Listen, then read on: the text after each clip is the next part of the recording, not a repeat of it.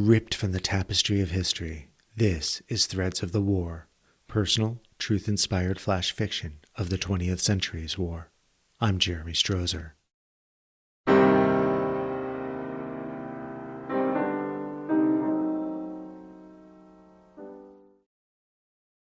Judgement 24. Where are they?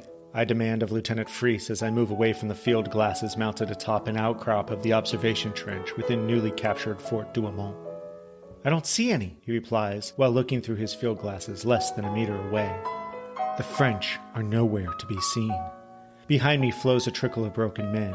Limbs, eyes, jaws, ears, hands, all missing. Instead of reserves coming up, we have casualties heading back. We should be attacking right now, while the French are in disarray. But how can I attack with this? We could take the whole east front of Verdun, the energetic yet battle-scarred lieutenant announces. If only we had reserves, we could exploit this success. Yes, if we had reserves, we could attack now while they are confused, swiping across the whole front, and possibly breaking through behind their lines. I reply in more of a sad tone than the lieutenant expected. His face quickly changes from excitement to that of a man who's missed an opportunity. Looking directly at me with a straight face, attempting to hide his newly acquired sense of loss, the lieutenant mumbles, "They'll come up. They have to come up. We won't be left here without reserves." Turning to my left so I can survey what's left of the captured French fort behind me, I let his statement hang in the air.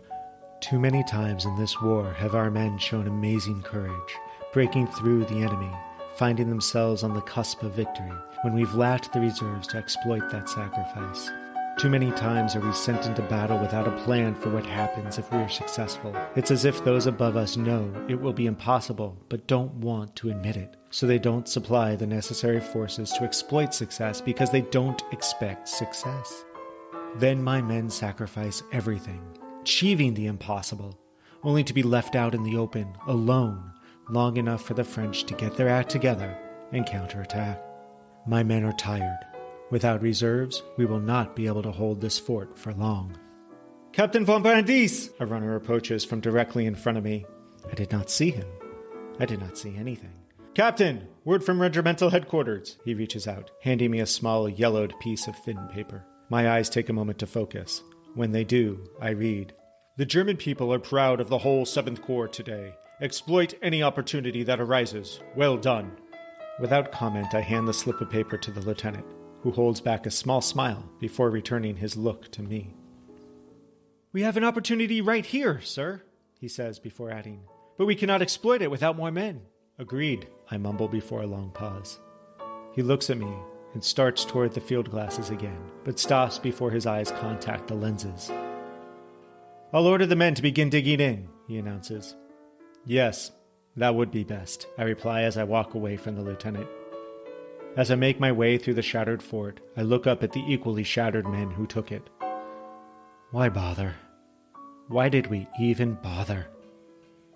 Behind me, I hear a clod of dirt hit the ground. I turn quickly, only to see the lieutenant has elbowed the side of the trench in frustration. Turning again, I walk away.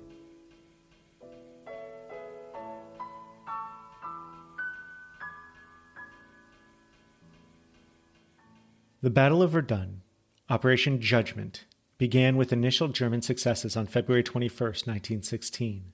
Within 4 days, German forces had broken through French lines and taken the key Fort Douaumont.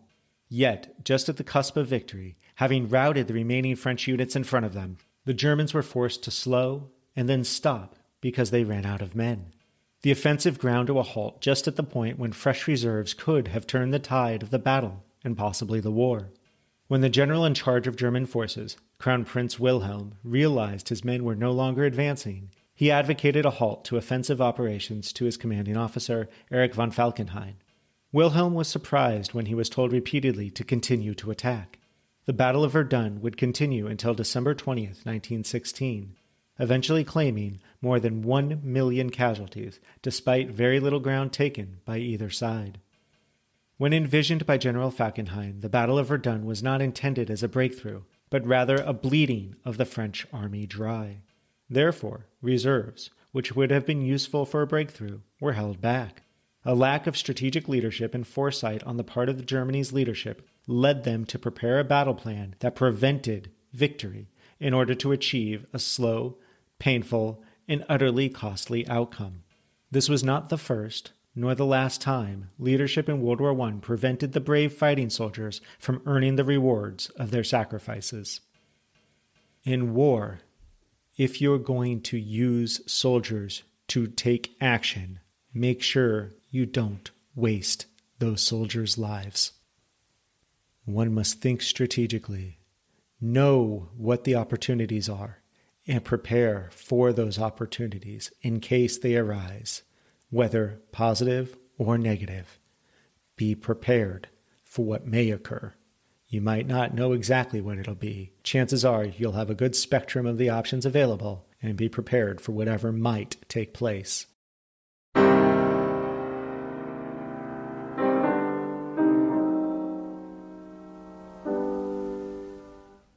If you enjoy these threads of personal experience in war, please consider becoming a patron of this work at patreon.com/threads of the war.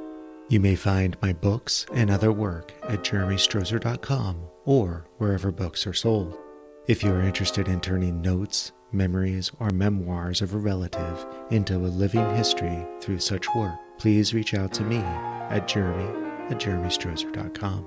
May the lessons of history compel the world toward peace. Thank you.